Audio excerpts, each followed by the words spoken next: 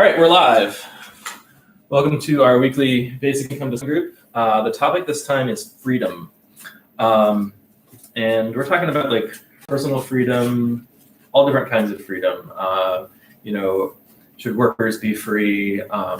Should businesses be free to treat their workers however they want? All of that kind of stuff. Hey, Melanie. So the article that some of us read for this week is about new laws that are designed to address and help fight sex trafficking. So the reason I picked this article is because I think there are a lot of analogies we can draw between sex work and ordinary labor in the economy, including some of the moral stuff. So I wanted to start by going around the room with a question. And the question was, what are the important similarities and differences between sex work and ordinary labor that we think of in the economy? So I'll start with you, Mike. Similarities. Well, similarities, I guess, would include not exactly volitional. Not exactly volitional. Right. And I mean, we think of looking for a job and that being a choice, but most people who have jobs, once they get a job, can't really quit a job. They'll lose their insurance and all that sort of thing. So there's a lot of obligation to having any kind of job and kind of having the employer, being dependent on the employer. And that's similar to any kind of sex work where there's necessity for financial subsistence and dependence on the employer. I mean, aside from whatever content there is in the work, obviously. So that's one similarity, I guess. Any important differences?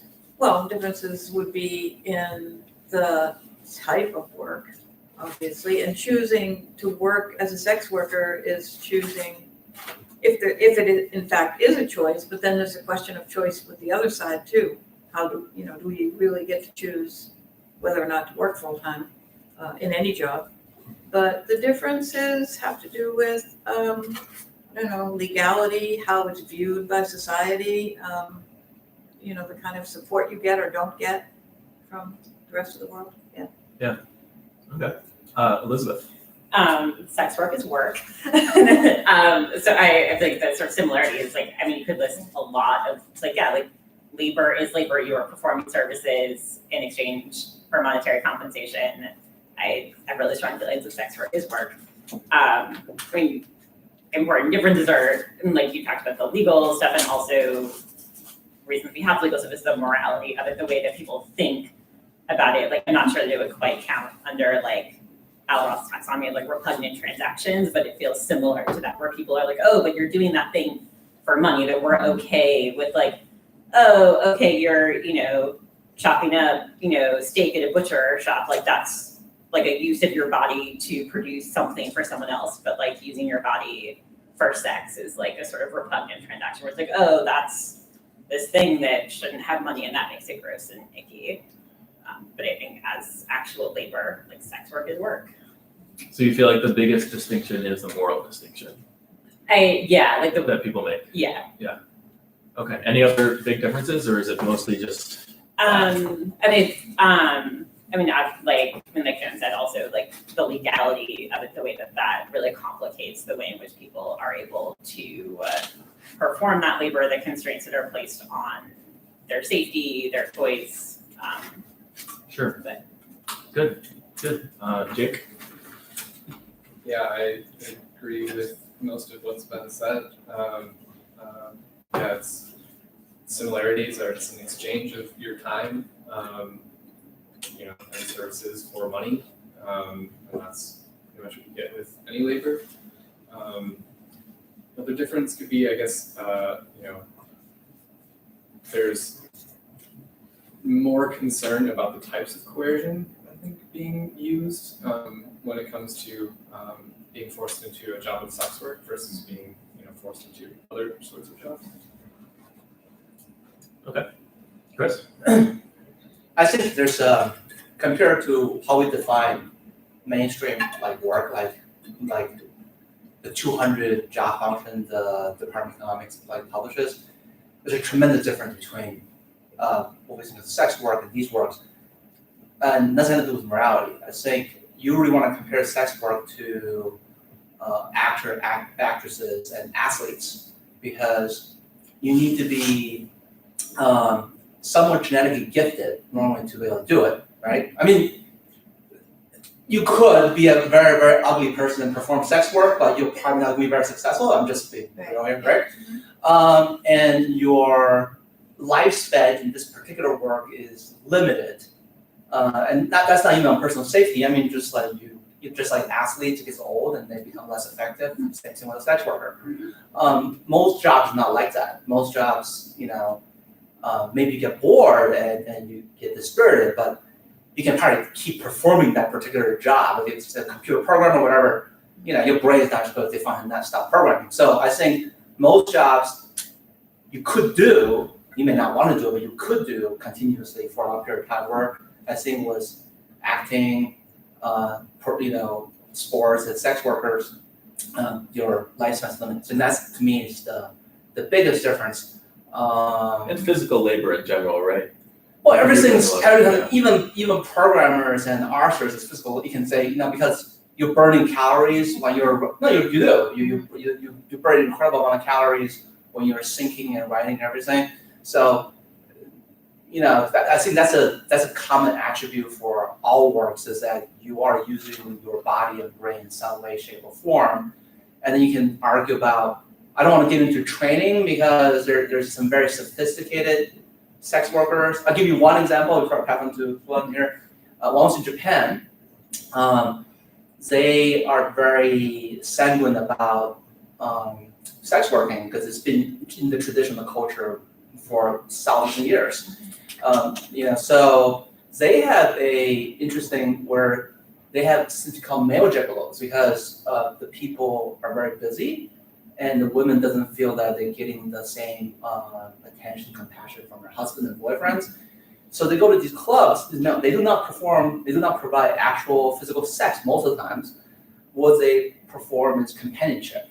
They read like women's magazines, like they're like expert cosmopolitans, people, and all these, right? They're very good looking. They speak very well. They play the music, and these people on average makes about $750,000 a year. But again, their lifespan is limited, probably up to like 37 to 40. And then they don't look as good anymore. And I'll consider that sex work. But they're highly trained, they're highly educated, highly trained, and they make a good amount of money. So I don't want to go into the training thing. I'm just saying, again, the only limitation compared to mainstream work is that they are limited by their genetics and time frame. Okay. Well done. I don't have nothing to say right now. Okay. What? Hard for me, for my English. Am I the only guy in the room who, back when the prohibition on Craigslist personal ads was proposed, was yelling at the radio, you shouldn't ban it, you should promote it. That way, the police detectives, enabled with artificial intelligence and machine learning, to distinguish between the escorts who were not committing prostitution and those who were, would, from the comfort of his desk chair, identify those people and walk out and arrest them. As to whether or not that should be a crime, I think of my conversation in the red light district of Flensburg with a prostitute back in the 80s or so. It's my now ex-father-in-law. Just wanted to show me around the red light district because, I don't know, he sort of figured as an American this would be new to me, and I was sort of thinking this is not new to me. But anyway, you do what your father-in-law wants. This is your father-in-law? Very liberating. And yeah. and so I was chatting with the, I guess you call her a sex worker. He said, well, why do you like the job? He said, well, the hours work out really well. I'm a student. It's very convenient.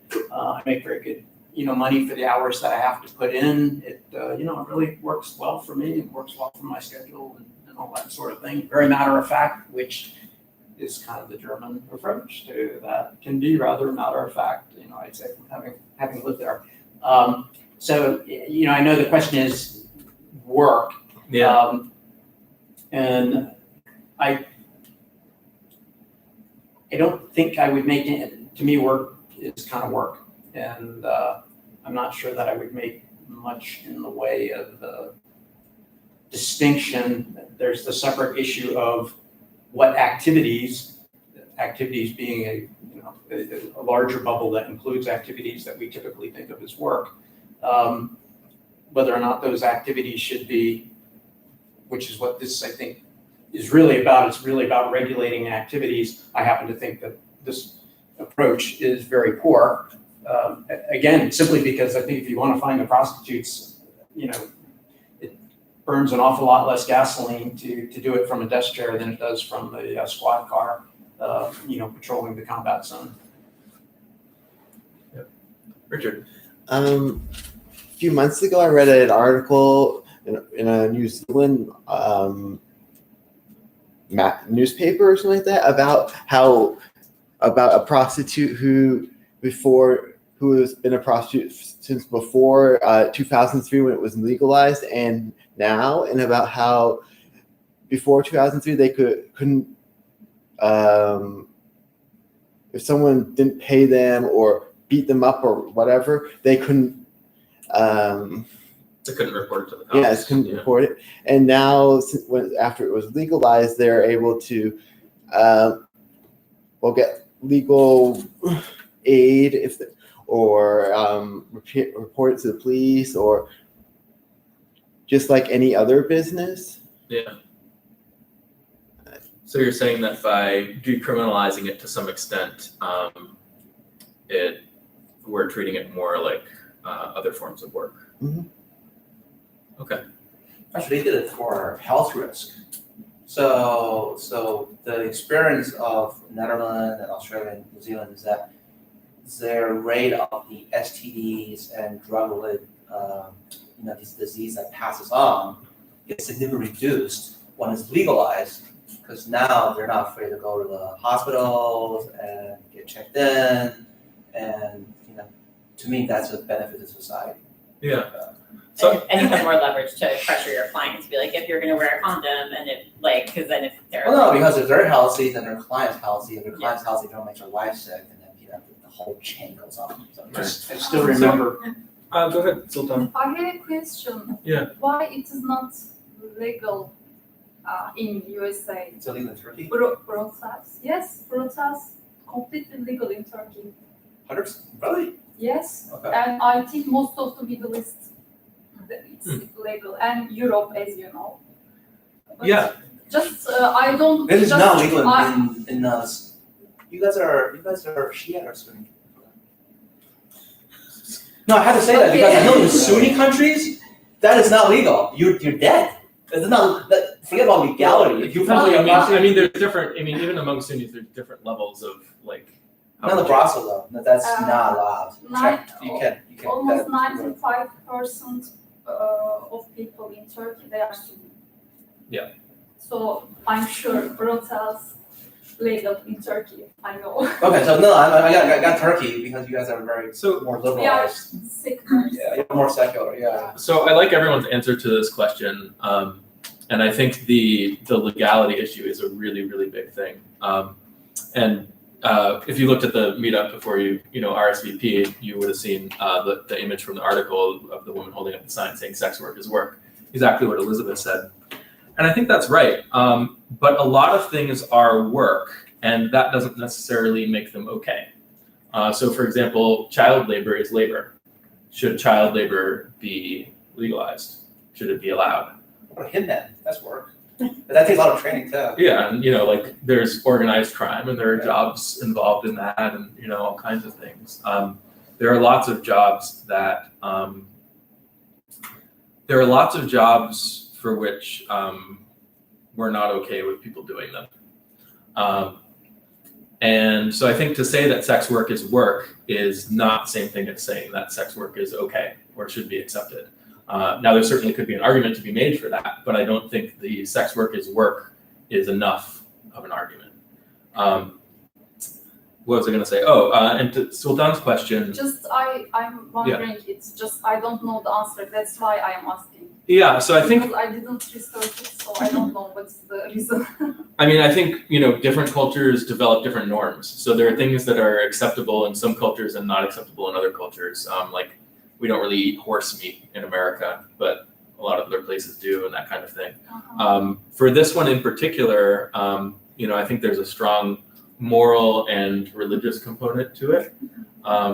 You know, and obviously you come from a country where a lot of people are religious too, but you know, just the kind of religion that we have in the United States probably has a strong influence on our culture. Yeah. Because when people make it illegally, it's more dangerous. Like Yeah. they- Yeah. So There's prohibition in the United States. Yeah. Yeah. We have a long tradition of believing that if we make things illegal, it will stop people from doing them. Saw Yeah. a lot of bootlegging in Saudi Arabia when I was So I think, you know, there are a couple in terms of why, you know, our culture says or largely says that sex work is not okay. I think there are a few different factors. And I think one of them is just the moral aspect of like, you know, you don't want husbands cheating on their wives and, you know, it's, you know, like you want like families that, you know, like the whole religious aspect and all of that. And then another part of this, which isn't completely independent, is, you know, this idea of sex trafficking and this idea of women being exploited and wanting to protect them. And a lot of times, you know, and that's more analogous to kind of the child labor thing. But of course, not all sex work is sex trafficking. And I would say that, you know, sex trafficking is to sex work kind of as slavery is to normal work. The difference is that normal work, non-sex work is legal, or much of it is. What we think of as normal work is legal, whereas sex work is not. So even the stuff that maybe we wouldn't think of as being as harmful to the people who are working in these jobs, that stuff's also illegal. So it becomes hard to disentangle the stuff that's harmful to the workers from the stuff that's not. But I don't know, is it really that easy to disentangle even in the normal labor market? You know, like there are a lot of, you know, people who say that workers are being exploited and it's got to stop and that kind of thing. You know, we could have a rule saying you're not allowed to work unless you can demonstrate that you're already rich and you have a ton of money, so you don't need the job. So then you know you're not being coerced or something like that. But then no one who needs the jobs will be able to have the jobs. Yeah, so there's, I don't know, a lot of kind of questions there. So Bethany says, on the psychological level, people sometimes make the assumption that sex work is so undesirable that people wouldn't truly do it willingly, i.e. with any level of bargaining power.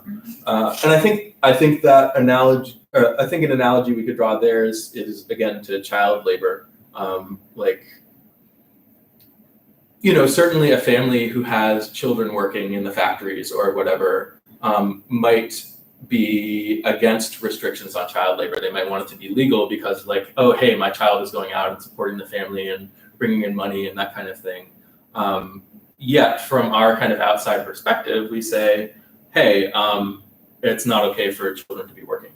So should we be treating sex workers like we treat children? I don't know, is there a good reason why we should be doing this for children and not doing it for sex workers, or? There's a big difference. Yeah, I'm Yeah, not they're very careful. So I mean, I just make a short point. Like the sex work anthropologists have, agreed on is part of one of the earliest we've been defined as transactional occupations that the human race have. I mean, having sex is not a evil thing or a good thing. I mean, it's just a thing that our body naturally do, right? And this type of, doing it for some term of benefits has been around since we've been around, and it's going to be around when we completely go extinct. That's just the way it is. So I think it's very different from other form of work that as human society becomes a little more sophisticated, have developed, like slavery and child labor and et cetera, because to me those things are more because the agrarian society, and different changes in the society structures, we create a way to do those things. But sex work, that's been around since we've been around.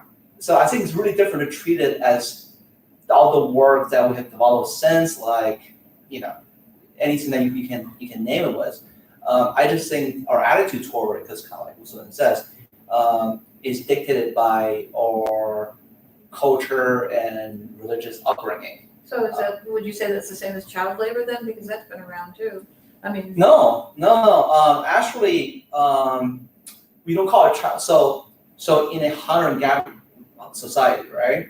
To survive, everybody have a role, right? So you normally don't work as a baby, right? But once you start walking, you have a role, right? Yeah, like right. your dad goes out to hunt, right? And you go with your mom to go foraging, right? And then you contributed to your own survival and to your family's survival. But what I'm saying is that argument that it's ancient, yeah. The definition of the modern child labor is kind of like, well, we envision what happened in the late 1800s, where the rubber barons are putting 8-year-olds in Bensonhurst and Georgia into these axle mills, right? Mm-hmm. And they make them stand there for 16 hours straight until their legs become like bowling pins, and they're 8, because they want them to make a penny an hour. That's a little different. I think. Well, maybe it's about conditions rather than the actual category, because sex workers could not necessarily be mistreated, but that they usually are in a more position to be mistreated, as children are, because of the illegality, but also because of the dependence that they have on their employer, whoever that may be. So there is a connection between child labor. It's a chicken and egg thing. So I'll go back to kind of what he touched on a little bit. To me, just like alcohol and drugs, right? Yep. The more government oversight and regulation you put on top of it, the more chance for exploitation. Yes. And sex work has the most regulation of anything, even more than drugs in this particular country, other than Las Vegas. So when that happens, you are going to have a lot of exploitation because it's a commodity that's not easily obtainable by the normal mass. And people who have access and who have a certain power over other people are able to exploit that. Yeah, Now, so if you take that legality away, how are we defining exploitation here? What does that mean to you, Chris? okay, I'm just following what she's saying. Give me an example. If you lean on someone. So if you have someone, this is extremely general. Someone from who's 16, in high school in Colombia and Mexico, right? And then they get a local recruiter. This is how it works, right? And they say, you have a full paid vacation to the United States. Come with us, and everything will be taken care of. They come here, they take away their passport, right? And then it says, okay, now you actually owe us, the whole trip fee plus the interest rate, 100%, and you're gonna work for us doing sex work until you can pay back. Now, that will be a way of exploitation because that's involuntary. It's kind of a bait and switch kind of thing, right? It's involuntary versus someone who graduated from college. So this one happens again this happened in Japan and Australia, where you can have college graduates who have master's degrees. They decide to work in a strip club or as a hostess because the salary they're making is quadruple what they can make as a scientist. That's a different. No, I'm just saying they make a voluntary. That's what you're talking about. I'm giving involuntary is the sex I am trafficking. Involuntary is the sex trafficking. Right. Voluntary could be. He's giving two examples. Yeah, you're literally not letting my. I'm giving you both sides. So Chris, I get the sense that you like to communicate by providing examples and anecdotes. You asked me, so I answered. I asked you what exploitation meant to you, and rather than giving a definition of exploitation, you told me a few Yeah, stories. I'll give you an actual. I tend to communicate more through definitions Okay. and stuff like that. But I'd like you to paint a picture for me of how we tell whether a given worker is being exploited or not. So can you give me how, like, if I look at a worker, what do I need to know that they're not being exploited? I'm doing it out of my free will. I'm not being coerced, versus my life safety or my family's safety to do what you asked me to do. Okay, so if there's two workers and one of them needs the job to survive and the other one doesn't really, is just doing it because they're rich and they feel like spending their time that way, then you would say that the poor person. You actually didn't hear my definition clearly. Okay. So I don't do this job. I or my family, someone dies not because of starving. They'll get hurt and die because somebody will inflict harm on them.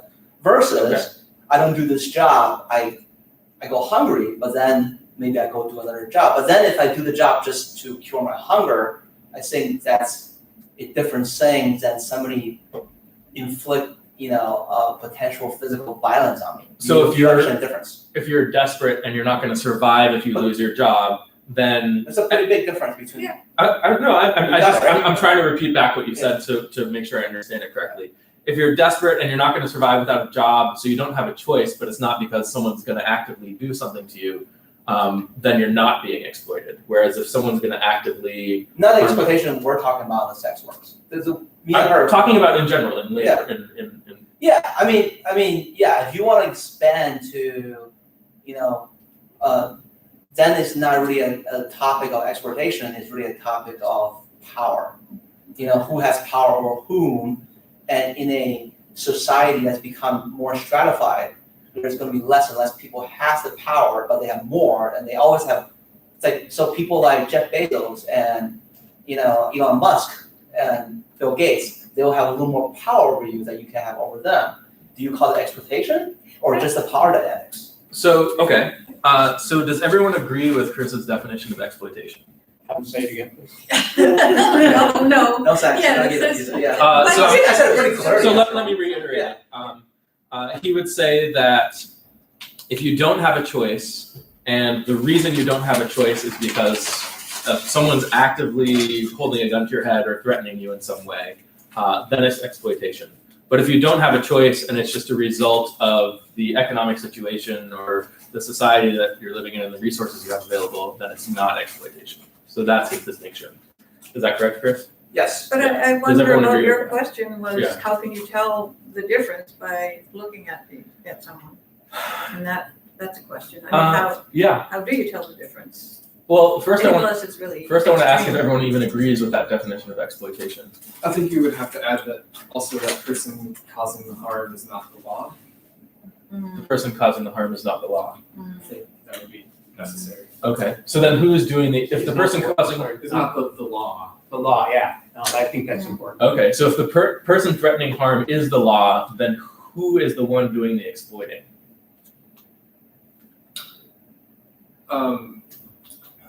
I'm saying that would be an exclusion, right? So that would mean that no exploitation would be taking place. I don't know. You're saying no exploitation would be taking place if it was. All right, that makes more sense. Yeah. All right. Because the laws The effectively video. Yeah, coerce I it. think there's a problem with the. Video cut out for Bethany. Oh. Is it back, Bethany? Can you see us? Yep. Oh, refreshing content. All right. Yeah. And I mean, even if we say I don't think that it's accurate to say oh, but if the law is coercing you, it's not coercive. Like when you have prison inmates in California fighting fires for 2 cents an hour or whatever ridiculous amount.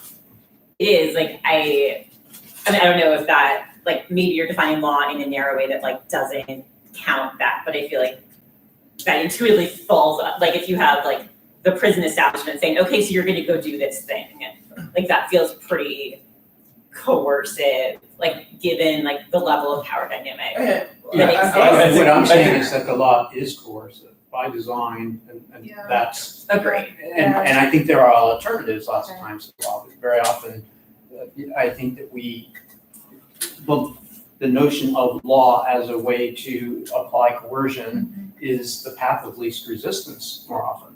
And so even the intent of what is intended to happen here is, this is a path, in many ways, this is a path of least resistance. It's sort of like this idea, wipe out everything, Right. and, we'll be good. When really what you want, at a minimum, I would say I don't know this, but I can speculate that most who would support this approach, at a minimum, want to protect the individual who's engaged in an activity against that individual's will. That individual would absolutely not be doing what that individual is doing, save and except Right. another application of coercion is causing that person to do something against that individual's will. So just cut out here. No, Because- no. So I think, Seriously? yeah, seriously. I'll Because get to you in a second. You have a question and you just let us drift like everywhere. Look at that. I let it drift where I want to let it drift. Yeah. So I think this is a really important point about people doing things against their will. And maybe instead of defining the word exploitation, which has to do with, well, who's benefiting from this? Is the person benefiting the same one who's causing the person to do something against their will, et cetera, et cetera? What really matters for people's well-being is whether they're doing something against their will and to what degree they're doing something against their will. So, Chris, do you want to say something now?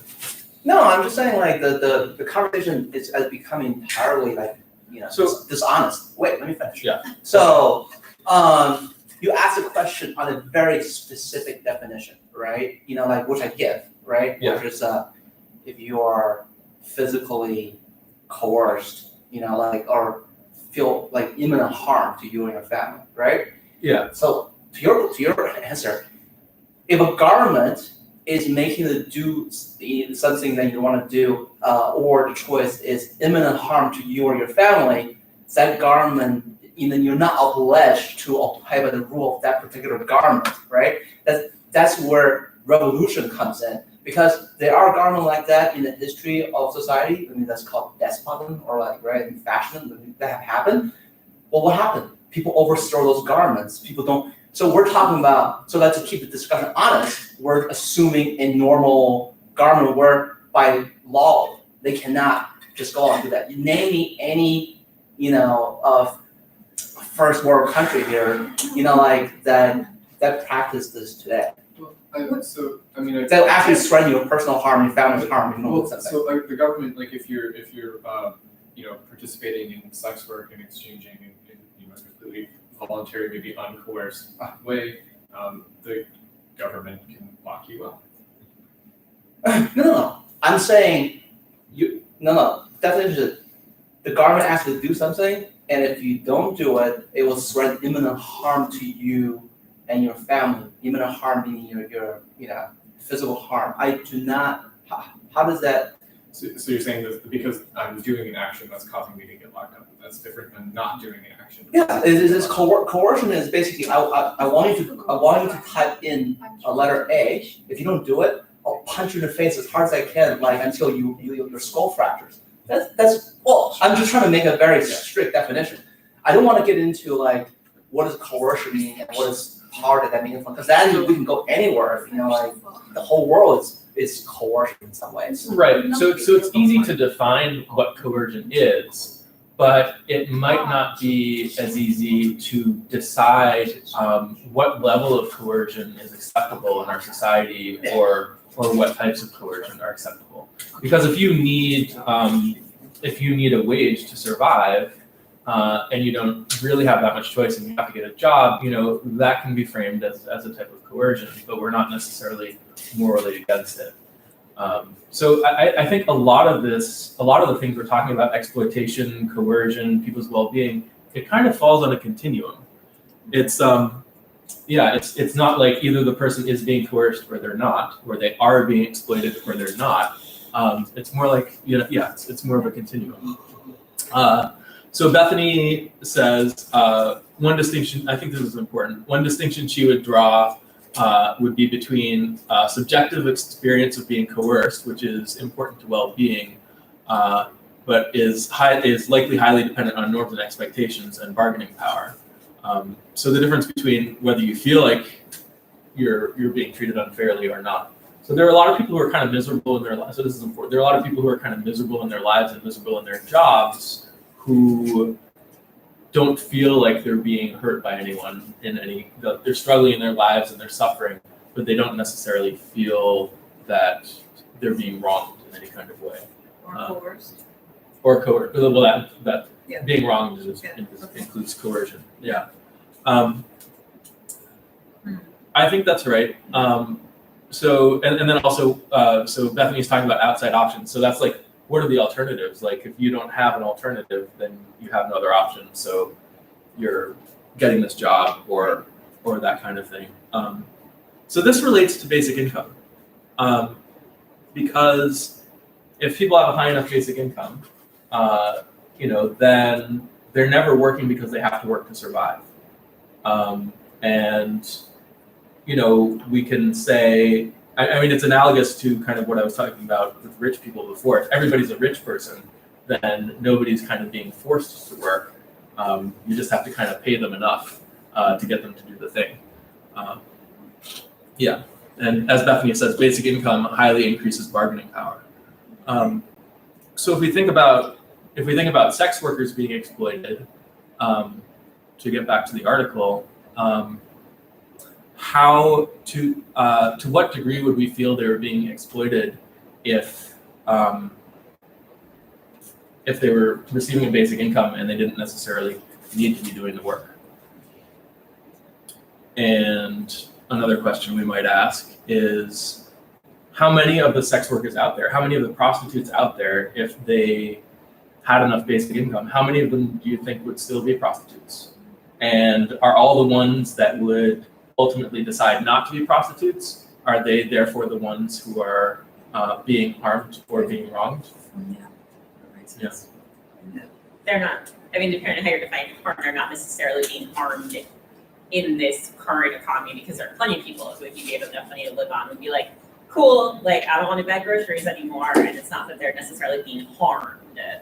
But, like, I mean, we can define harm in a way where, like, you're miserable at your job and you'd rather, like, be painting as, like, a kind of harm. But I feel like it's not the kind of harm that people usually think about when they're like, oh, sex workers are only doing this because they don't have any other options.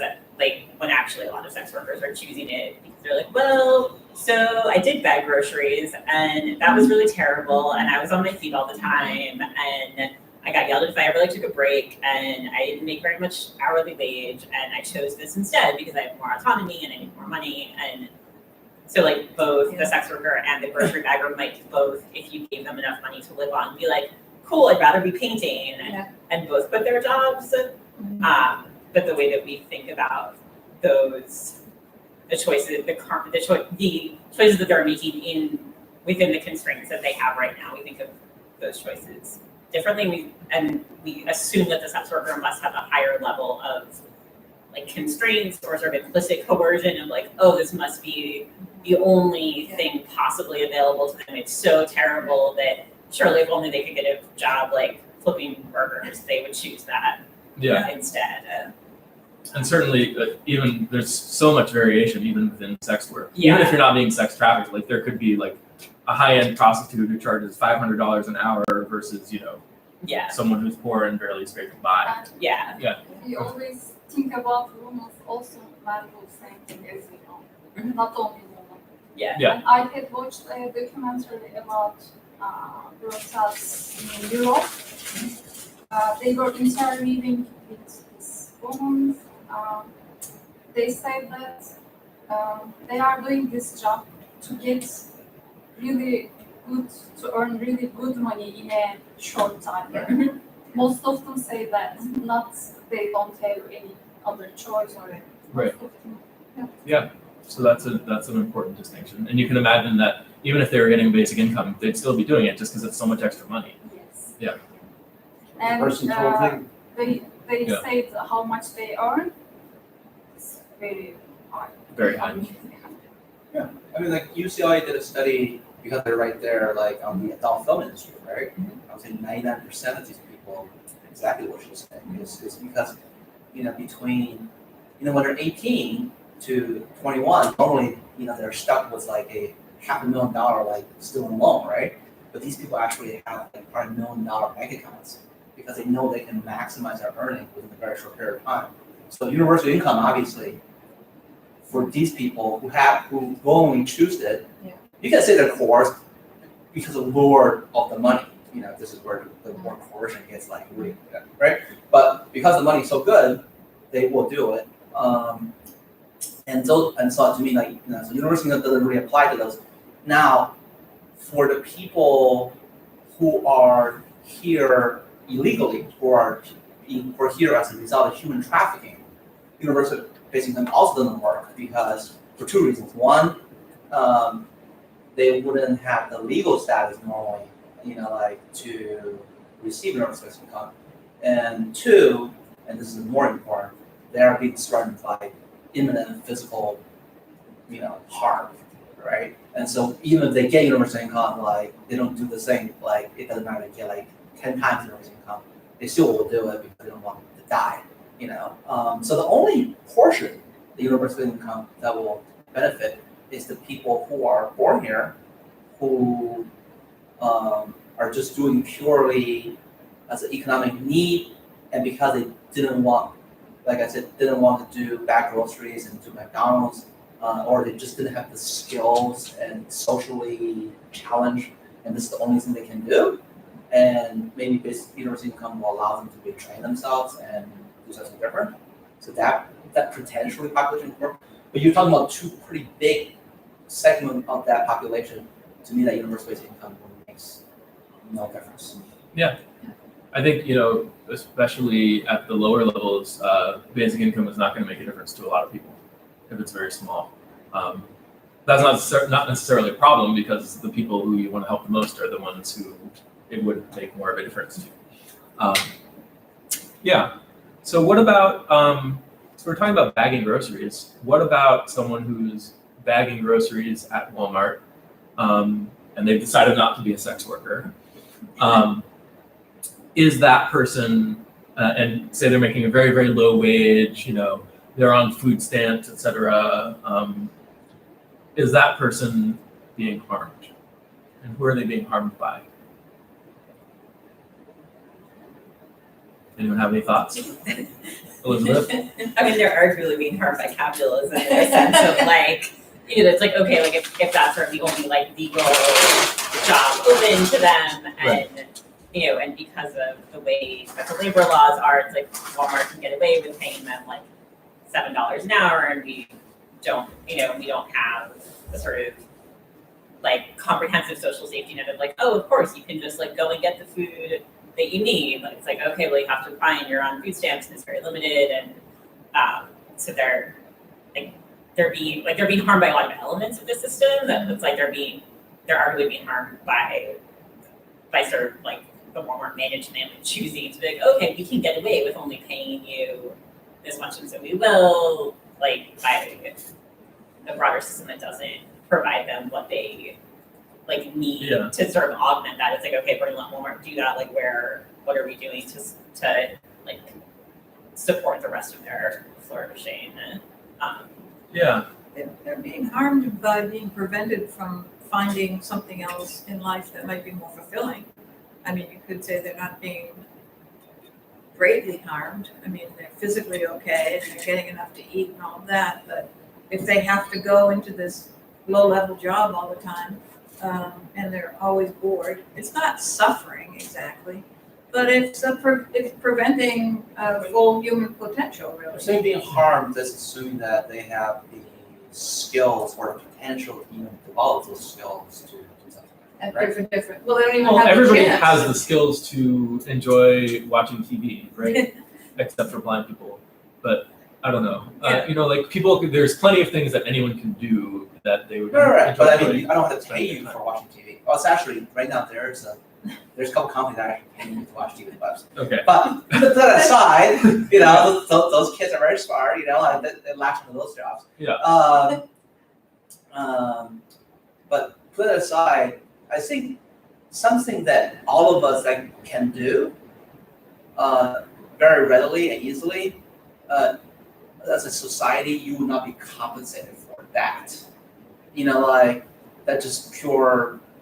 There's no, you know, because to compensation implies supply and demands. No one's So- gonna pay you to breathe. Or something like- no one's gonna pay you to breathe. So I can breathe, Right. you know, or I can swear at someone and someone can swear at me. I mean, you're not gonna, unless you can do it really creatively, you know, like and you know, provide entertainment value. People's not gonna pay you for that. They're not, but why not? Why not get paid? Why not pay? Why not to get paid? Well, there's for no my reason not to breathing? get paid. It's just I don't have a reason to pay you. Yeah. Oh, no, I Yeah. know, right, but Yeah. the government could pay me a basic income. Yeah, but that's not paying you. That's not paying you to Yeah, swear. they're not paying you. Yeah. There's not a transaction. They give you basic income to improve your life, but you Right, can't make that equate to say they're paying you to breathe or paying you to do basic right, functions. right. Because once you do that, then Yeah, the Then you there's start tremendous making- moral fallacy there, right? Yeah. So it's like the monks. People, you know, monks like in like all different kinds of countries go out, you know, do alms gathering, Mhm. but they perform a very important social function. You know, they provide certain, moral authority on some matters, and they provide some like peace and settlement for people, right? So people will pay for that, and it's not like they're doing nothing. And the monk just goes out and says, "I don't pray, I don't believe anything, and please give me rights and money." Then they're no different between them and beggars. Have you read the Michael Lewis book about the Greek monks? Greek monks? Greek monks in Greece. No. Is there anything you wanted to mention about that book or Oh, just that they made it, so they ran a real estate operation, and the monks did? the monks Okay. became really quite wealthy. It's interesting. I'm not gonna say, well, if you know Michael Lewis, Michael Lewis can, You can say some stuff. insight, give you some insight on some things, and the way he writes it. So, and he wrote this book post The Big Short, and I get my economic crisis mixed up, but really in the period of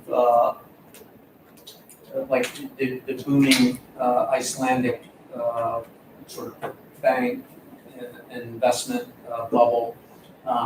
And so the book is about these bubbles sort of around different parts of the world, but one of them was this real estate fuel sort of bubble. But they're all poured out Greek, since the Greek economic crisis, monks. because their stuff is directly tied to their real estate and their debt.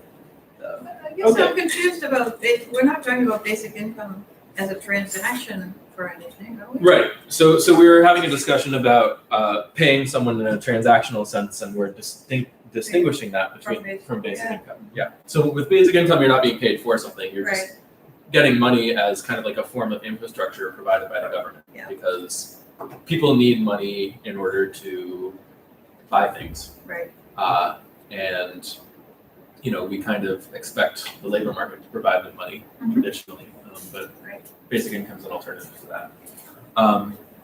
So I was going to respond to something someone said. I think it was about the Walmart workers. Oh yeah. I think, Mom, you brought up kind of the outside option thing again. Like if they don't have any outside options, then they're kind of suffering in that job. Yep. Or many of them might be. There's some people who, just want to spend, I'm sure, there's some people who just want to spend their time bagging groceries and it makes them happy and whatever. But, those people are competing with people who are desperate for the jobs, and people who really want to be working the jobs maybe don't have as much access to the jobs because the people who are desperate are outcompeting them sometimes. So in terms of suffering, I think someone who's doesn't have any options besides bagging groceries and they're not, going to be a sex worker, So that includes them not having options. I think there's some degree of harm there, and I think Elizabeth brought up a good point that it's harm from the society as a whole. It's being harmed by the way the system is structured. Like a lot of times we blame Walmart and we blame the employers, but then maybe we could ask, whose job is it to take care of the people? Whose job is it to represent the interests of the people? Whose responsibility is that? So I think politically, in our society, we kind of have one end of the political spectrum says the government needs to be doing more for people and employers need to be taking care of their employees more. And then the other end of the spectrum says, oh, we need smaller government. The government is paying people too much money. It's inefficient. And also employers need the freedom to, operate more efficiently as well. And therefore, no one's on the hook for kind of taking care of the people. But those aren't the only two options. Well, no, they both agreed that one person on the hook. At least one. Oh, the person in themselves, taking care of themselves. I think it's really self-sufficiency. important. I think modern society does not accept that as a basic tenet. Like they always Self-sufficiency as a basic tenet? Yeah, they Yeah. because they read so many inequalities and everything else. They always thought about there's somebody. It could be the government, it could be God, it could be like a benevolent organization, but someone should be looking after their own welfare. Well, that's good. That could be a potential bonus. If you do not look after your own best interest, then what can be done? Well, I think there's an argument to be made that self-sufficiency is really, really, really inefficient. If everybody was making their own stuff, growing their own food, you're wasting a lot of resources. That's not the kind of self-sufficiency I'm talking about. Then we can go off Alaska. I'm just talking about doing the basics. Like everybody have challenges growing in life. Yeah. Maybe they did not choose to be a drug addict. Maybe they did not choose to be, like, say, a sex worker. Maybe they did not, choose to drop out of high school and colleges when they were in it. But then instead of saying my life is over, something saved me. It's very hard, but there's a way to get back into it. If you say your mind to it, you might fail, but at least you make try for it. What I'm saying is that a lot of people do try, but there's a pretty significant population that does not try. And since we're talking about the entire population, I think it is important to say, what about that specific portion of the people that doesn't try and says, save me? Now, any culture based on history says we should do well for other people, we should save them. But at the end of the day, when I pull the rope, you need to come along with me. It cannot just be a dead way where I'm just keep pulling you and you won't come back. You don't want to pull with me.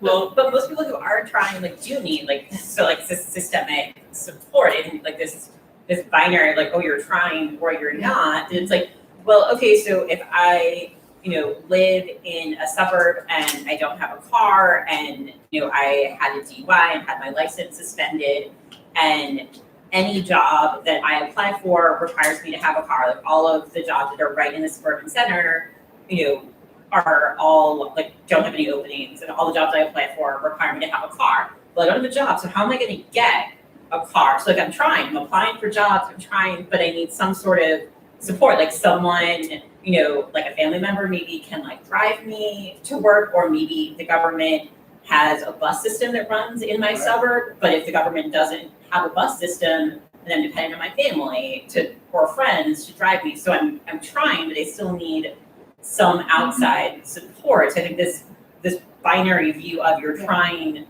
or you're not. Chris, I'm going to interrupt you. Chris, you don't get the timeout. I get the timeout. I'm the moderator. I get to interrupt people. You don't. Okay.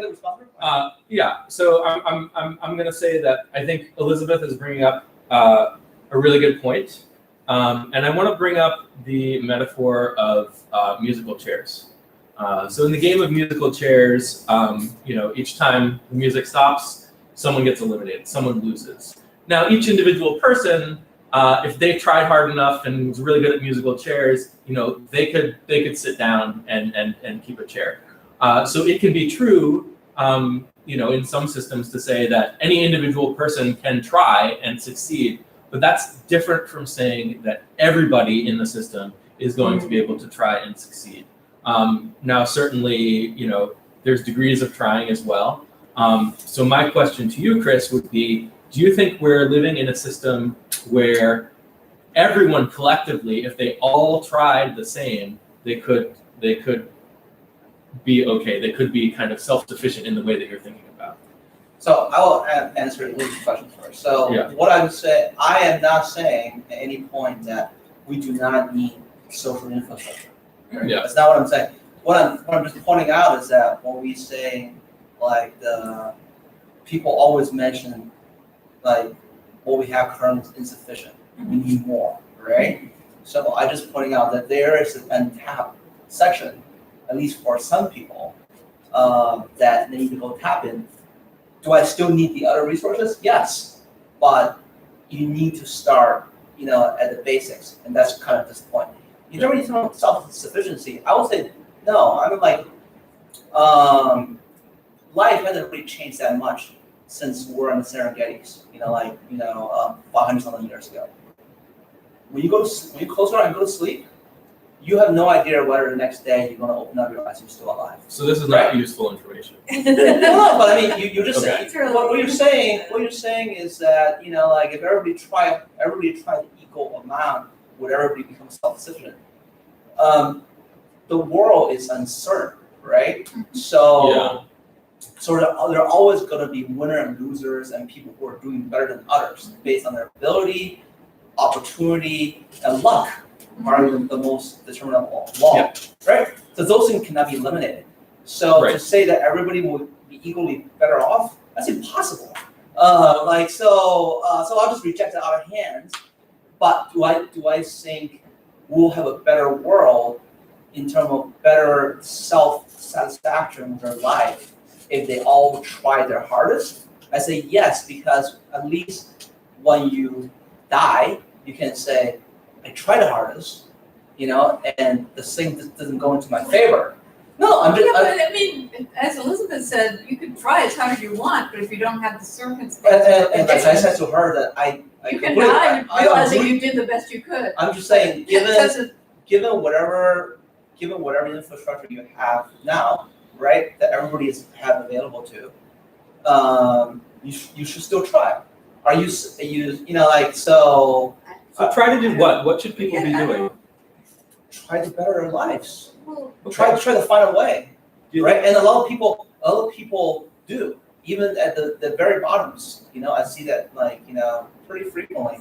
So a couple questions. Do you feel like there are a lot of people who aren't trying to better their lives? That's the first question. And then the second question is, if someone isn't trying to better their lives, does that mean we should punish them for it?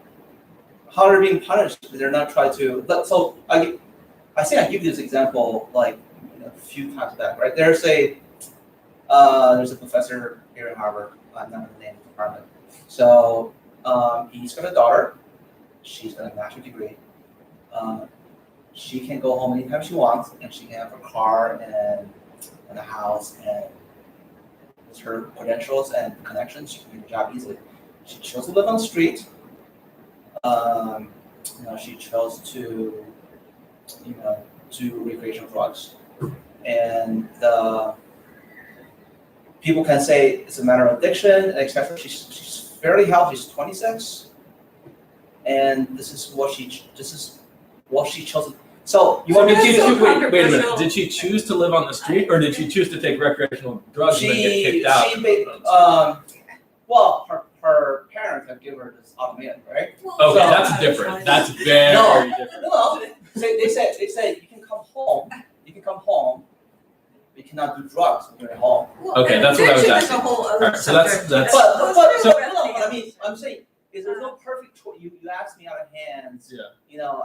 That's an example. I would just say that that's your choice. You choose to do something that may be perfectly fine by you, Well, It's not it necessarily. is a true. choice. It is a choice, but it's a choice under constraints, right? So there's the constraint of the ultimatum. Like if she chooses to use drugs, then she can't live in the house, and if she chooses to live in the house, then she can't use the drugs. So I think this is very relevant to kind of what we've been talking about. But like you asked me an example Yeah. of trying, right? So Yeah. her parents say, "Would you try to quit drugs?" And she says, "No, I don't want to try to quit drugs. I like drugs." No, I'm not saying right or wrong here. I'm just saying you just say what's a good example of not trying. Right. That's an example. Okay, so that's right, something- that's not trying. Basically, just I asked you to do something, So and you can have all this, but you don't want to do it. Then you can go. so that's something that's an example of what you would consider not trying. Or someone who like to, let's say, play video games. Unfortunately, they're not good enough to make money from it, right? Sure. So Yeah, I don't need more they examples. can play the video games all day, or they can So- go out and work. So play video games. let me see if I can kind of summarize your position here. So you feel that people should be trying to make their lives better. That's a good thing. Everyone should be doing that. There are different ways to do that. Different people are under different constraints, and whatever those constraints are, people should kind of be trying to do the best they can. Is that kind of your position? Yeah. Okay. All right. That's fine.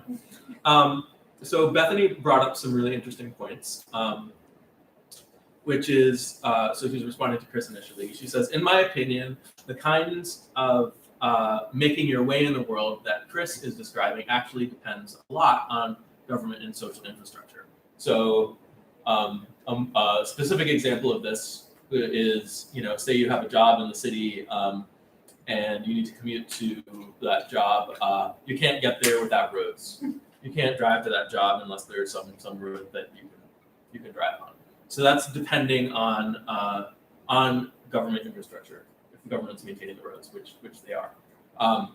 Yeah. So then we can ask ourselves what other kinds of infrastructure is important for the government to provide in order for people to be able to try. If you feel like everyone should be trying, or just to better people's lives. I mean, I think not everyone agrees necessarily with Chris that that trying is a fundamentally important thing, and that brings up Bethany's next line, which is that even people in small scale societies are interdependent. So it's tricky to decide what we mean by taking care of ourselves.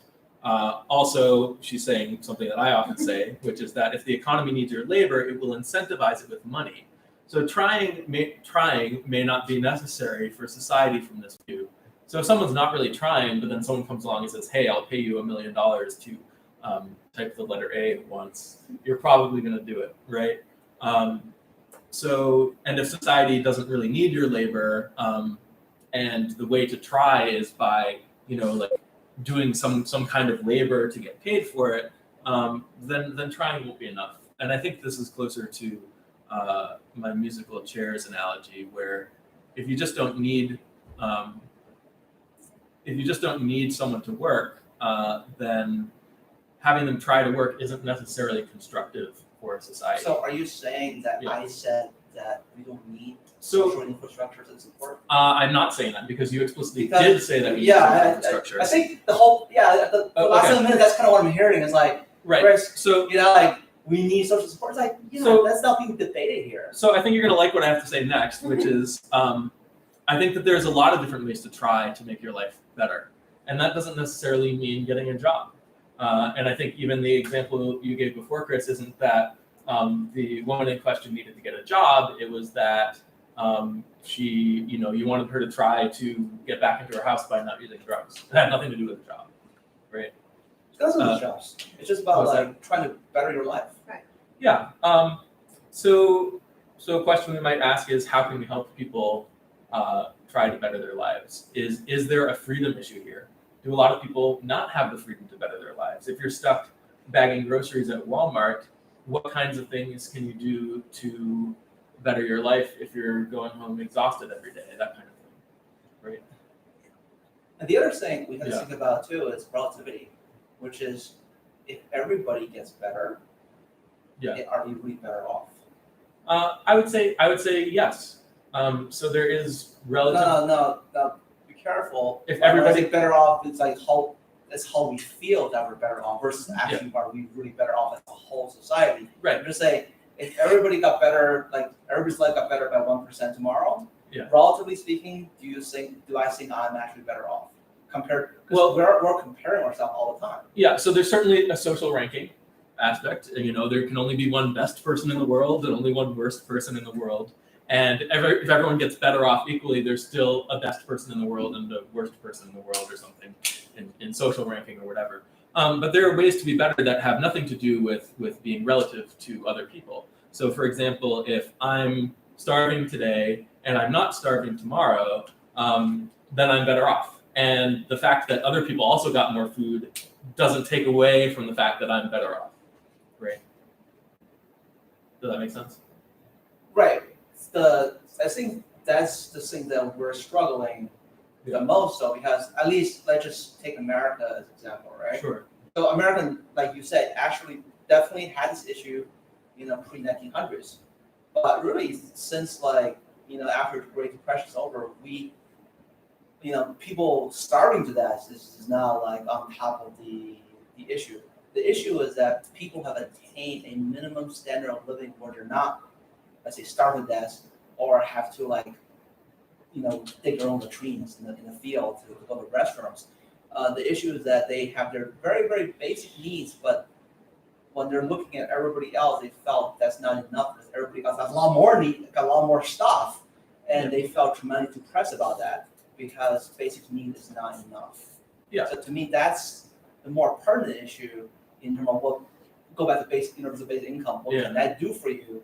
Because I think, I'm of the mind pretty strongly, but I feel that at least in the United States, we, the basic needs like food and shelter and stuff can be met for, let's just say, the citizens and legal residents of the country. What about freedom? Wait. Let's just take it slow here. Yeah. How you make people happier? That's a much more tricky question. And that goes back to they had to try and they need to struggle and then they can have the self-satisfaction through the struggling because no one can make you happy. The only person that can make you happy is yourself. Well, I think there's a lot of on debate. top of all the resources that you're getting.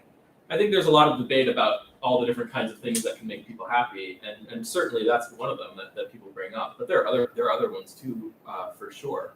And the topic of this discussion group is freedom. So if you had obviously if you go from starving to not starving, you become happier. But if you go from bagging groceries at Walmart and not having a choice to leave, maybe your basic needs are met from that wage or something like we were talking about. We generally have. I mean, like, I might debate that with you, but yeah, you're not starving. But if you had a basic income and you could quit that job whenever you wanted, take time off to do other things, maybe even to put more of your energy into bettering yourself and bettering your life in various ways. I don't know, through education, all that kind of thing. None of that stuff has to do with relative social position and that kind of thing. But I think it's kind of hard to argue that you wouldn't be better off, right? Well, I think when you get the what happened? When you get the universal basic income, the people who are more motivated will do exactly what you just said. They will try to create additional opportunity. They'll try to go educated, and they will try to better their lives. And the people who are not motivated, in the section, will not do that. And the gap between those two group of people will widen because one group is more motivated than the other, and that's. What gap are you talking about, right? Go ahead, Marty. So, listening to this discussion, trying to see sort of which direction it's gone. I read a couple books, and I'm just going to name a couple books a little bit to sort of what you're saying here. One is called 0 to 1 by Peter Thiel. I don't know if people know. The other one is called The Hard Hard Thing About Hard Things, written by Ben Horowitz. Both these guys are venture capitalists, And they write books, and people like me read their books because they are successful venture capitalists. We don't read the books written by the venture capitalists who weren't successful, Do they write books? and they probably didn't write books. Yeah. Because people like me wouldn't necessarily read books. So what we don't have a lot of data on the, what's the ratio, 1,000 to 1, 10 to 1? I don't know what the ratio is, but there is probably a ratio of successful venture capitalists where that number is smaller than the unsuccessful venture capitalists who might have actually done very similar things and could have written the book. Yeah. But we wouldn't read it because they don't have the bank account to go with it. And as I read those two books, I read another book with that called The Lean Startup. And I'm not going to mention who the Lean Startup is by, maybe some of you know. The Lean Startup addresses the same kind of space that the venture capitalists are in, startup firms building from small group entrepreneurs and all that sort of thing. The approach is very different. The approach is a methodology, something that, for those who are familiar with lean production and agile development and all those kinds of stuff. That book is focused mostly on this, and it's the same startups and about successful startups, but there's none of this, I'm going to say the testosterone-fueled venture capitalist that Horowitz and Thiel's books are. There's value in their books. I don't want to take anything away from their hard work. I'm just going to suggest that there can be the same outcome with different approaches to what I will call leadership and management, or process. Lean Startup, you don't even know who the guy is who wrote the book. I know an awful lot about the process because it's just something that's a process, lean, and all this other kind of stuff we're familiar with. I know an awful lot about Thiel. I know an awful lot about Horowitz, who they are and all that sort of thing, and I know what they did. I personally favor the process approach in sort of lean production versus the sort of the personalized, the titan of industry and follow his lead, and everybody else who's not following his lead is obviously a deadbeat. So how does this connect up to what we were talking about? It connects up because we're having all this discussion about motivation and who's motivated and what their motivations are. And my own approach to some of this is the saying that we all learned in Ranger School, familiar with the U.S. Army Ranger course: lead, follower, get out of the way. In some respects, a Thiel would read that saying, lead, follower, get out of the way, and say, that's me, I'm leading. Okay? What my take on lead, follower, get out of the way, as it pertains to government and what government does and all that, is government would be surprised. I don't want to say government, but you'd be surprised how often people who we think are not working hard enough to succeed are getting an awful lot of help from other forces that are in the way. And if you actually get what's in the way out of the way, and that's noble work, and it's a noble thing for government to do, is sometimes to get out of the way. You'd be surprised how successful people can be if you just get out of their way. Yeah. I agree with that point, but our discussion is really if you just basically back to universal income, right? Now, if I give group A $1,000 a month, and then give group B $1,000 a month, not huge sum, but not meager sum either, right? If one group is intrinsically more motivated than the other group, that one group is going to do better. That's the basic, very simple. Do you have an issue with that? My personal philosophy is get out of the way, and you'd be surprised how motivated they'd be.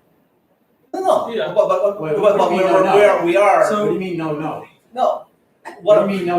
No, that's not my philosophy. No. No, I can't have that philosophy. No. Just Or keep saying no. I just trying to understand no. Do you want to answer, or you want to just keep speaking? I'm going to keep speaking, and then I'm going to give you a chance to answer, but I want to make sure that we understand what I hear is no, and now I want to understand what you mean by no. Because you're actually not listening to what you actually been talk about. A lot of things I don't do I- actually, but go I ahead. understand. So I'm gonna say it to you really slowly and clearly, right? So what we try to do is keep all the condition controllable, meaning that I'm assuming there's two group of people with the same social structure, support, same rules, same whatever, like advantages and disadvantages. But one group is more motivated intrinsically, and that's something that has to be able to measure. Some people have more motivation, more grit, and then some other people. And if I give both group the same monthly universal income, and they have everything else being the same. I know that I'm realistic, but like if you want to, if you give them the same things, one group is going to do better, and the gap between them will widen. I don't So, Chris, understand what better, a question what we might description ask is, hasn't was- spoken yet. Can you just Richard, say I don't go ahead. accept your underlying assumption? And then Go ahead. go Richard. back, test your assumption. We're gonna let Richard talk. Yeah. You wanna- Richard hasn't spoken. The more motivated group, some of the people are going to fail, so they'll be worse off than an unmotivated group. No one in the unmotivated group is going to fail. That's true. Because they weren't trying to do anything. So I think a question we can ask is motivated to do what? So if you've got, say, group A is all people bagging at Walmart, and group B is all people bagging at Walmart, and group A is more motivated to educate themselves online and enrich their intellect and that kind of thing. And group B is more motivated to go home and play video games. They're both motivated to kind of do the things they want to do, and they're both happier if they wanted to do those things more than bag groceries at Walmart. So to say that there's like a widening gap between them, well, these guys get better at playing video games than the other guys, and these guys get like more intellectual stimulation than the other guys. So they're kind of like there's a gap. They're no longer all Walmart grocery baggers. They've gone in different directions, and I don't know that that's necessarily a problem. No, I'm Go not ahead. saying. And then there's group C who wants to eliminate grocery baggers altogether by using Baxter robots or something. Right, and then there's group D that creates a grocery bagging station that is just for fun and doesn't actually bag any real groceries. Yeah. Uh, Now goes around. yeah, Creative. yeah. Elizabeth, did you have something? No, Oh, I Um, was just No, this is on the Richard. So, the power, index, right? So yes, on an individual to individual basis, that's why I said groups. On the individual basis, sure, there's a chance of failure and everything else. But when I have two groups that are large enough, okay, statistically significant, then as a group, the one group is collectively is going to do better because when all the chances shake out, that one, that one large group is going What to. are they trying? What are they trying to? So even if they're like all trying to do a startup, like if you have 100 people in the group and everyone's trying to like do a startup that like gets $1 million and one person gets $1 million startup and 99 of them like each lose like $500,000, Or at like least the time. yeah. So yeah, now we're- yeah, the so equivalent that's- of so time, now you're but, like, debating the but, like, argument in the on a- aggregate, They're still learning, they're still bettering themselves. yeah, so And I feel like better off to be like, oh well, collectively they're better off. Even What if do you you get about that financial word results. bettering? So don't know what I you might mean be by able to bettering. answer this question. So I think it's true that for the overall well-being of society, there might be some things that we want to incentivize people to do more of. And I think that's a reasonable thing. And I think we can ask ourselves, okay, well, how do we accomplish that? How do we get people to be more excited about, learning science or, something like that? But we should, but I think it's useful to ask what those things are, and what we kind of want to incentivize people to do or motivate people to do. Like, how do you build motivation in people? I think all of this is great stuff, and especially if you have a basic income, people have the freedom to do all kinds of different things. That doesn't mean that the problem of figuring out how to make people's lives more interesting and better goes away. It means there's more opportunity for that. If anything. What I'm saying is Yeah. that Yeah. people thinking that when you have basic income, Yeah. that people will have better chance with more freedom, with more equality, right? What I'm saying is that that's actually a good chance that the inequality will not go away and potentially actually can Why? Just because one group, just like you said, because they don't have the bag grocery at Walmart anymore, right? They have plenty of money. They can just go home and relax and chill and smoke their bongs and play their video games. And the other group, is out there getting educated and trying to do stuff. Sure. Eventually, there's going to be a result for that. Like you're living pretty nice, you're pretty happy, you're done, but that's all you're going to have. You need this monthly income, right? Where the other group, they probably at a certain point, they still get universal income, but they don't need it anymore because they have made so much more. Sure. There's a gap that's created between the two. And to assume that the people who are home on their bed, smoking the bong, playing a video game, and still be happy with the situation, to look at a peer, right? I say you and me both bag groceries together, and then all of a sudden I found out that like 4 years from now that, you're like, have this mansion on the hill, and you have kids that are going to Harvard, and I am still smoking a bong and staying in the same house. The quality of life and how you feel about it. I know I put it in a very materialistic way, but I just want to be very straightforward, so people can understand it. I don't think you'll get the same sense of satisfaction, even though they both have been receiving the same basic numbers. So would you argue that the people? I'm not saying it's bad. I'm just saying that that's a condition that's underlying the thing. Sure. I mean, there are certainly scenarios in which people can find themselves in an unhappy situation, even if they have a basic income. Well, it's kind of funny. Yeah. They're not unhappy. If nobody else exists in the world, they're very happy. Sure. Because they can smoke bombs and play video games all the time. The problem is that when they have to look out of the window and see like somebody's building a gigantic castle next to their house, they become unhappy. It's the relative perception that makes them unhappy. So your assertion is that even if people are sort of content in themselves, that then they see like, oh, but other people are better off. It's always the other people that make us Okay. uncontent. I suspect that basic income would mitigate some of that because we wouldn't have the same feeling of like, well, we're both like I'm working hard bagging groceries. Like, why did this other Joe who I used to bag groceries with, who like didn't seem that different than me, like, how does he suddenly get that? If you're like, well, okay, I know that like I got this money and I chose to like chill with my video games and like That's your other people freedom. made other choices, whereas the choices people make are often really like obscured. That it's like you're like, Yeah. well, like Yeah. how did Jeff Bezos end up like Yeah. running Amazon? Like you're like, okay, like you could like, I mean that's like probably a bad example, but I'm sure there are people you could look at and be like, well, we went to the same college, Yeah. like the people that you graduated with, and Right. you're like, well, like, you were both history majors. Like, how did they get an iBanking job and I'm stuck adjuncting at like, quote unquote, like, Yeah. that you feel like you're both trying equally hard and there's that element of luck and other stuff. Whereas if you're like, well, like, it's clear that I chose to just like my video games. Like, I can definitely see that there's some element of like, oh, I'm kind of mad that like Joe has a mansion, but I feel like it's mitigated somewhat. Yeah. And if you look out your window and you see your old coworker buddy and he has this castle, maybe that might be upsetting to you, but it also might inspire you to say like, No, okay, I'm exactly. I'm still gonna smoke the bong for a video game because that's like that's the line I've been chosen. I think that's one of the there's a term for that in psychology.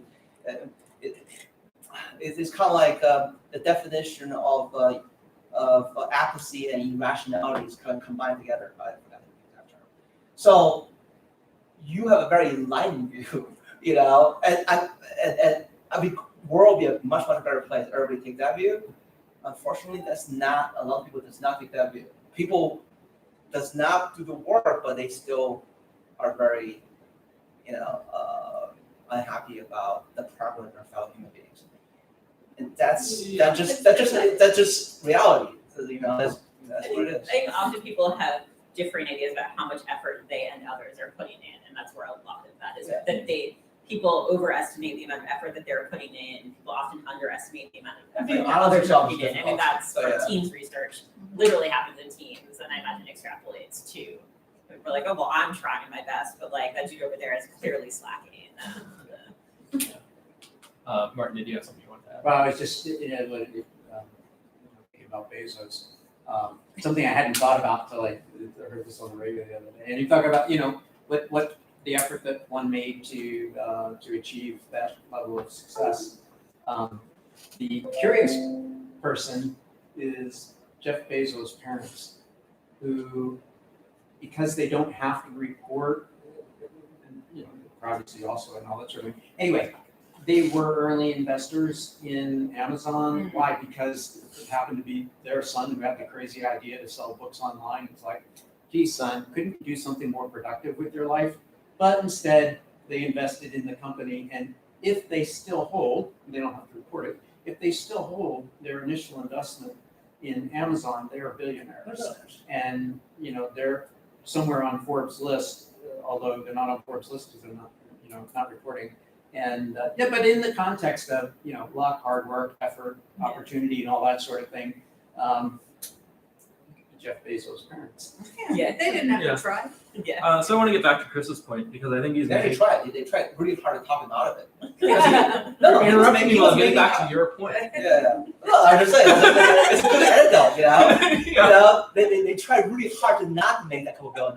They're like, please do not quit this job. You're Yeah. insane. Like, they're asking me for money. Yeah. So I think, Chris, you do bring up a good point where even if people do have freedom and they do have the basic income and they hypothetically could see the castle and decide to do that, a lot of people aren't. And some people, there's still going to be depression and, some people are still going to be stuck. So I think it's useful to provide resources for people or to figure out ways to help people who are kind of stuck by choice. Or I don't know, what would you say to that? I think there's a reason why like depression and psychological issues are the lowest during the Great Wars. Sure. Because when everything is stable and people are not challenged for their lives, it's very easy to get depressed.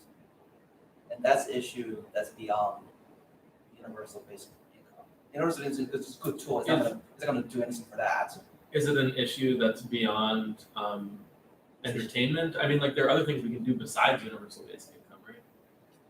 No. I mean, you read all the great writers like Tolstoy and Becky. This is it's the human condition.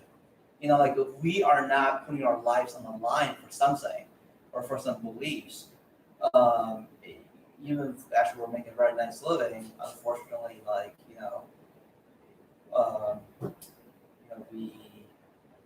we're not going to be that happy. So I want to understand. Are I you mean, saying, that's just the way, I want to make sure I understand your point. Are you arguing that they were happier when they were bagging groceries at Walmart because they had to do it because No. their life depended on it? No, I'm saying Okay. that I'm just saying that I'm not contending universal income is bad. It's bad for this. I'm just saying it cannot really do anything about this specific thing. It doesn't change anything. I think for their material living conditions and their choices is better. Yeah. But in terms of how they feel about their lives and the relative to others and society, it doesn't really make a difference. Unless something really catastrophic and challenging is happening to them and the people around them. Certainly, I agree with you that universal basic income isn't going to solve this problem. Right. I mean, I agree with Martin's point earlier that we're going to be surprised about the number of people who try and are motivated, but there are going to be some. No, I'm not. It doesn't even have to do with motivation. I'm just saying as a whole, right? So yeah. Right. So a question I might ask you is there a way to help? Like would you start a war? Well, I mean, would you propose manufacturing some kind of catastrophe? Like it doesn't have to be a real war that has real consequences, but could it be like Whack the dog. Yeah. I like that movie. Like the duck is good. Yeah. Yeah.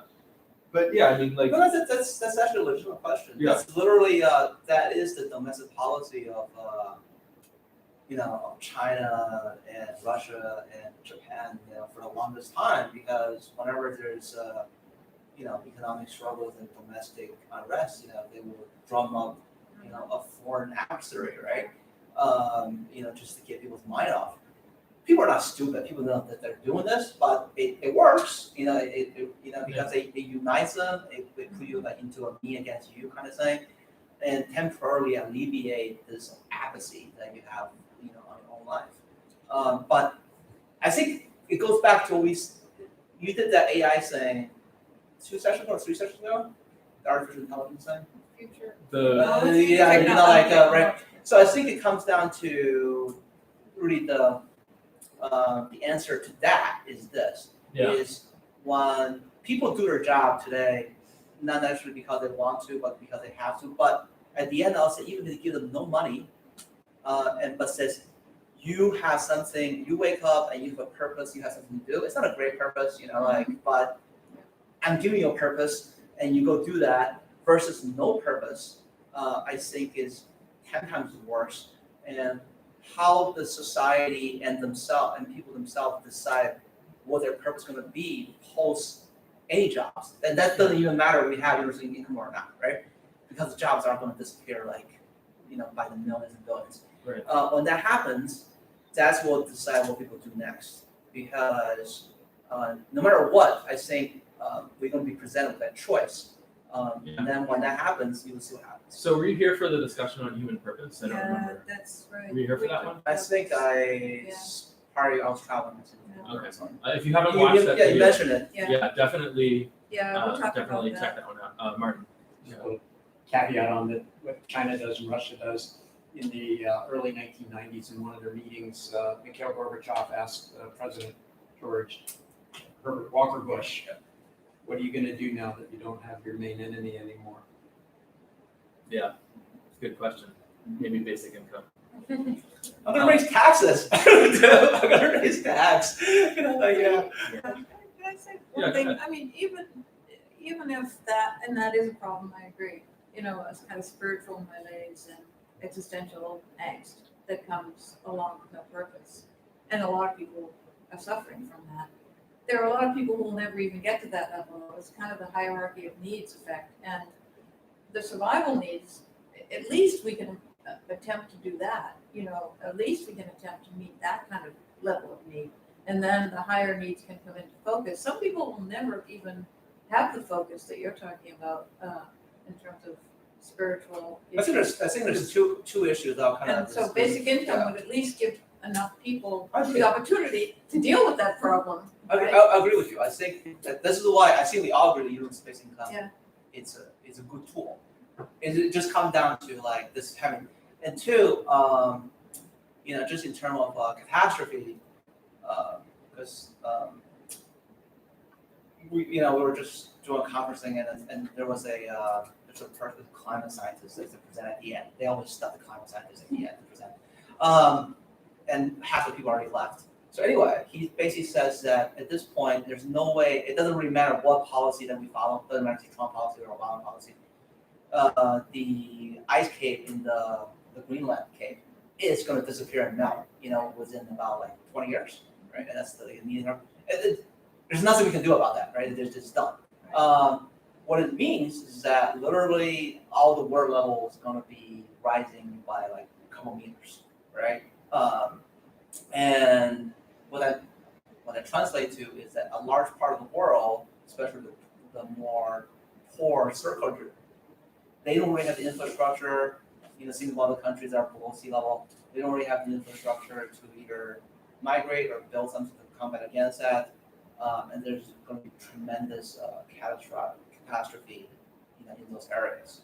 So that might be something that, akin to wars that will challenge us. So last week we talked about climate change. Yeah. So I would encourage you to watch that one too. But what I'm saying that could be something that's pretty much actually next door to us. That's going to come in. Yeah. Yeah. When I was asking about that, I was mostly asking about do we want to manufacture an artificial catastrophe that motivates people? Oh, is this why you don't need to?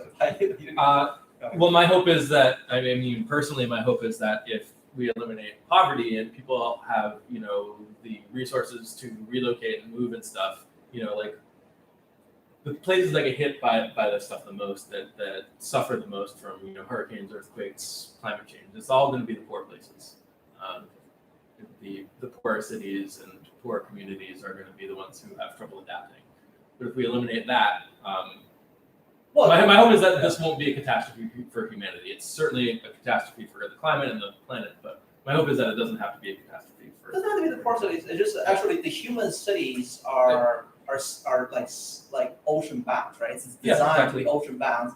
Yeah. And most of the major cities will definitely be hit pretty hard, whether you're rich or poor, once the thing Well, happens. well, there's a difference between like a tsunami hitting Indonesia and an earthquake hitting San Francisco, right? Like, No, I'm just saying. or an water earthquake in level. San The Francisco, or global water level is going to go up on meters, and then just do the math. A couple meters is like here. I'm saying it doesn't Yeah. affect rich people and poor people equally. So, Yeah. so for example, an earthquake hitting Haiti versus an earthquake hitting San Francisco, you get thousands of people dying and all kinds of disease and everything in Haiti, whereas San Francisco has the resources to deal with It's it. a real estate value. And that's the same with water level rising. Like if water level rises in Haiti, a lot of people are going to be screwed. If water level rises in San Francisco, you build dikes or you move the city inward, or like you can Go to Denver. Go to Denver. Yeah, exactly. So anyway, I don't want to get too much on that because we talked about that last week. But I was wondering if people here feel like there's a trade-off between freedom and purpose and motivation. Like I know, like when people have structure in their lives or they have something they have to do or a crisis they have to respond to, maybe there's less freedom there, but there is more motivation. So I kind of there were a lot of topics here that I wanted to talk about today that we didn't even get Well, to. freedom is motivating. Freedom motivation doesn't Freedom have is to motivating, be. you think? Freedom doesn't have to be diametrically opposed to motivation. Okay. That I don't know the populist things. I don't think those two. I think when you have to earn your freedom, right? And you have to preserve your freedom, and then to do that, you have to be motivated. If you Well, you don't have to earn your freedom if we provide basic income and it's not enough. I mean, people always want more in terms of ability to do things and pursue things. So I think if you're really serious about your freedom, you're motivated for it. Yeah. You can be motivated for that. Okay, so I want to go around the room and get final thoughts from everybody with regard to freedom and basic income, and it can kind of be anything. I think we all kind of feel like basic income gives people more freedom to choose how they spend their time, but let's just final thoughts from people. You can ask people. Do you want me to? No. I want you to say something, but if you want to pass, No, I won't. Okay. I'll just reiterate what I've said before, which is I think it's a given that it's better to have the freedom to choose, even if you're left with the sense that you don't have a choice or you don't have a purpose anymore because you don't have a structure, you don't have a place to go, you have somebody telling you what to do. I still think that people should be given the chance to struggle with not having that in their lives, because then they can move to another better use your word, level of their finding their own purpose in life. But I mean, I'm a writer and a seeker of individual freedom anyway, and in this society it's very hard to find for any kind of artist. But I don't think it's just for artists. I mean, I don't think it's just for writers. I think it's everybody's right, it should be, to have survival needs met. That's just a first order of things. The other stuff can be struggled with. You at least have the opportunity to struggle with it. Point of view? Yeah. I'm sorry, those are really final summarizing thoughts. I think that structure can be really motivating and can be really helpful. I think that providing people freedom is really important. I think this idea that people need some sort of quasi-coercive force to motivate them is really toxic. That the people are intrinsically motivated to make themselves happy and be in relationship, and there are lots of things people are intrinsically motivated to do, and providing them freedom to more fully do the things that they really want to and they have the skills for, and to develop those skills is really valuable. And there is a tension of yes, if people have no structure, that's often really unhelpful, and people's ability to impose structure on themselves is sometimes not that great. But I think that there are probably relatively easy ways to manage that and provide people the freedom to direct their lives in the ways that they want. That's really valuable. I think that looking at freedom and work and and sex work all sort of combined is a really kind of, I think, great lens to look at coercion and labor in general. And I think that there are people in my life who I know who would relate labor and coercion together in the context of work that is not sex work. And so, and also who would be opposed or talk their head sideways at universal basic income. And I think that that this is connecting some dots of some conversation points that I can open up with them, and I think might help them see things about labor and coercion and how universal basic income might be a solution. Wow, great. That's my view is pretty clear on this stuff. Yeah, I would just add, can we schedule one on the Finland study? They're supposed to wrap up at the end of this year. So what Finland have done is they randomly chose the 2,000 people that were either unemployed or severely under income across the country and start giving them universal basic income. Started, I think, like 2 or 3 years ago. Yeah. And the study is supposed to wrap up by December, and they should publish results in February. So I think we should have one meetup just to go over the results. Because that's pretty insightful. Because a lot of the questions we asked in terms of, what was their job trajectory, their happiness, and everything else, freedom, and stuff that. Are you having a meetup on that, did you say? No, I'm saying I'm asking Alex and Harvey. Oh. We can just do one. Yeah. Because he already have a basic income group, and this thing is specific. So the group is called KELA, K-E-L-A. They're the one that has the study. So I'm taking note of that, but also remind me in February. Oh, okay. Okay. All right. So Don. Okay. Martin. Yeah, so this is kind of very, I found the meeting sort of meandering. Yeah. And but I'm even being asked freedom of basic income. I guess what I would say is the fact that we're having this discussion, this is in a way a lucky problem to have. We could be living in the 14th century or Machiavelli's time or whatever, and everybody thought it was so great to be the prince. And I always think, man, Machiavelli, if you're so smart about being the prince, how come you didn't become the prince, or at least the king? So we don't have it all figured out yet. So He actually said being a prince is pretty hard. And it's a lot of things. Right? But yeah, I read it too. So All right. We're going to Richard.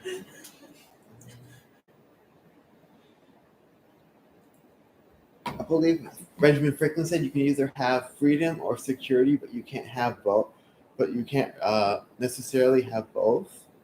So you can trade in all your freedoms to feel all secure in your enclave, and if you're really wealthy, but you can't go outside of that enclave without people stabbing you with their pitchfork or something. Okay, that's an interesting point. good image. Yeah, I think basic income can, to some degree, provide both freedom and security.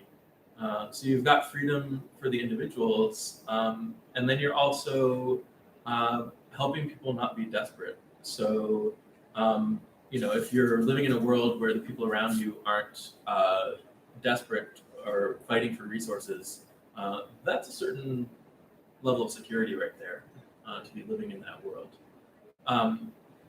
I think I agree with what some people were saying about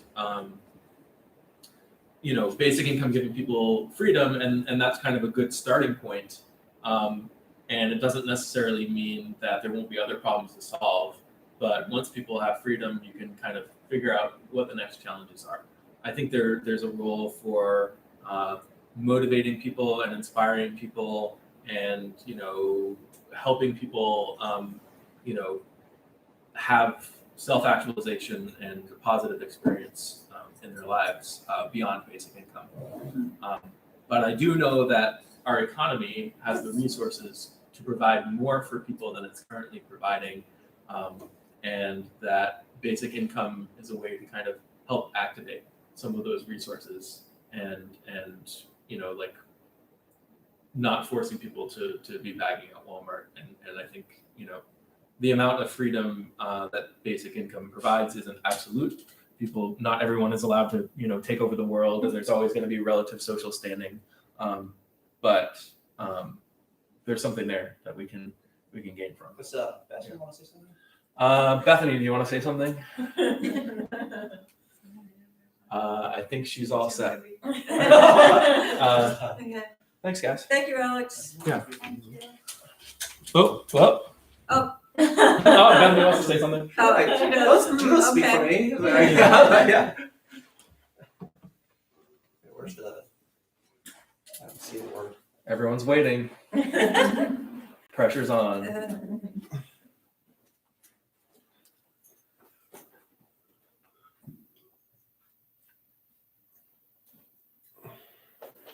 Freedom to use one's time seems very fundamental, and a basic income gives you this. Yes. And I suppose as well as bargaining power in transactions with others. Yeah, I think that's right. And then the more basic income your economy is able to provide, the more freedom you get. I stepped on the cord. Yeah. So yeah, freedom is a continuum. I think that's right. Thanks, guys. Thanks.